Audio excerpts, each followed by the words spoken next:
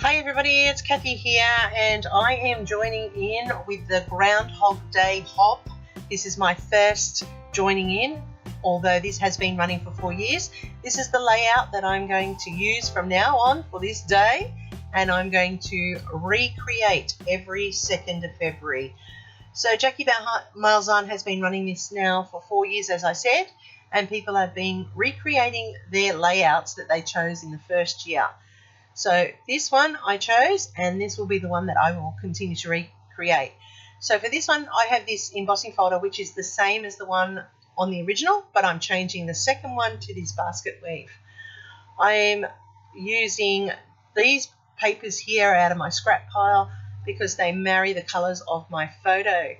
The other thing that I'm keeping the same with my photo is that it is the same, my daughter and I again, but this time we're at the zoo, not the beach. So first of all, I am cutting down my rectangles that I require to go through my embossing folders, and this is where I realised that I've cut them too large. Sorry, once again, my voice is gone. I just had another coughing fit, so I apologise. But as I said, I've realised that I cut these too large, so I am trimming them down. And I eventually settled on a 3.5 by 4 inch rectangle, and I'm just put those through the embossing folders, and I'm tucking in the pink behind. Now I chose the pink because it marries to the pink in my top, and I have the dark green because of the colours in my top, and the darker shades of the navy blue because of the darker shades throughout the layout, of the photo, sorry. So I have the elephants on the back of this paper, which is very, very cute, and yes, it's probably a little baby paper, but it suits because I have elephants in my photo. It is very warm here in Sydney today, and once again my tape is being very tacky and not wanting to give up the paper. So I'm just layering up this rectangular grid so that I can put together the rest of the layout.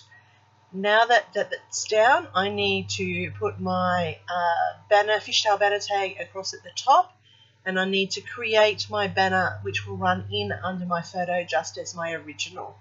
So I'm just cutting down 3/4 inch strips, and I'm folding them in half, and then I bring them both up to 1 3/4 in length. From there I'm going to cut in my fishtails, and by doing that I fold the end and then cut it on the diagonal. Now the thicker paper of course caused a bit of grief, so I had to recut that.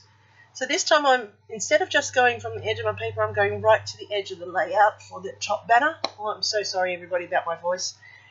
And then I am just popping up my photo this time so that I've got somewhere to tuck in the embellishments. I'm going to use this pink crochet thread, which I will anchor my banner to, and how I do that is I run the tape across both sides and I fold it in half and take it over the edge of the string or the crochet thread, and that allows me to create a hanging banner. Now on my original layout I actually tied bows into my string at the ends of the banners, but this time I'm going to just have like a messy thread dangling, so that's a change as well. And that's going to run in under the photo there. Now these are a little bit longer than the previous one that I did, and so I will manipulate it to go up a little higher, particularly when I work the title. So I'm just pushing them up here, as you can see, and that was the beauty of the glue. I can manipulate it before it sets. So I have the title. In the last one I had You and Me by the Sea. This one's going to say Me and You at the Zoo. So not grammatically correct as a teacher. I'm very not impressed, but that's okay. I just wanted it to rhyme. And so that's how my title is coming on to here. And this time I used a different font in the title. This one's got a dotted sewn type marking from my dies. Alright, I'm now going to build my clusters, and I had built these flowers from dies and I've layered them up by colours, and I'm just manipulating them around to get the best balance. Once I've done that, I'm adding in my green foliage, as you can see, and I'm tucking that in underneath, and that's making these ones a little bit more fuller than the original, but that's okay because that's what it's all about. Now I have these little elephant die cuts which I am using to add to the embellishments here, and I love how they just tuck in neatly. So instead of having a little fishtail banner up there, I've put the 2 tickets and the camera, and now you can see how this has all come together. To finish off these flowers, I went and found some cabochons in the colours of the layout. So I have some green and some pink, and I've got a see-through clear one, and I'm just mixing them up around the layout so that the colours are balanced. So that's how this one has come together. It is similar to the original, but there are significant changes as well.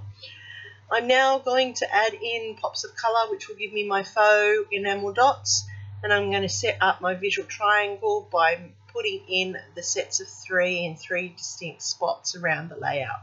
So I have a green, I have a yellow, and I have a blue, and they are the colours that you can see all through the layout. Yellow from the sand where the elephants are standing, blue for the sky, and the green, of course, for the greenery. So that's how I balance it out and make sure my photos pop regardless of what's happening on the background. And there you can see how that looks. I'm just adding in that we're at Sydney Zoo. It was in January this year, and I'm just adding in my faux stitching around the edge. I like to finish off my borders, and that's a big difference from the original. Sorry that you can hear Charlie, my rainbow lorikeet, in the background. The sun is starting to go down and the birds are all calling, so Charlie thinks she needs to call out as well. So there you go. That's my layout. As I've said before, I really am pleased with how this came together. I love the concept of a Groundhog Day. We don't have that here in Australia, so that's very different. So I'm playing along with the Americans and all the girls that are part of that Groundhog crew. You'll be able to find all of their layouts listed down below in the playlist. You can see that this is multi-dimensional. You can see how I've lifted at points, but not too much because I don't want it too bulky in my album. But it's similar yet different, and I'll be looking forward to next year to see my take on this again. There, once again, was the original, and this is how it's turned out. Don't forget to go and leave everybody some loves, give them some thumbs up. YouTube loves our thumbs up. Hopefully I've done something to earn a thumbs up from you, and if you're new to my channel, thank you for watching all the way through. Hopefully I've done something for you to consider subscribing. Thanks again. Leave me a comment. I'll get back to you.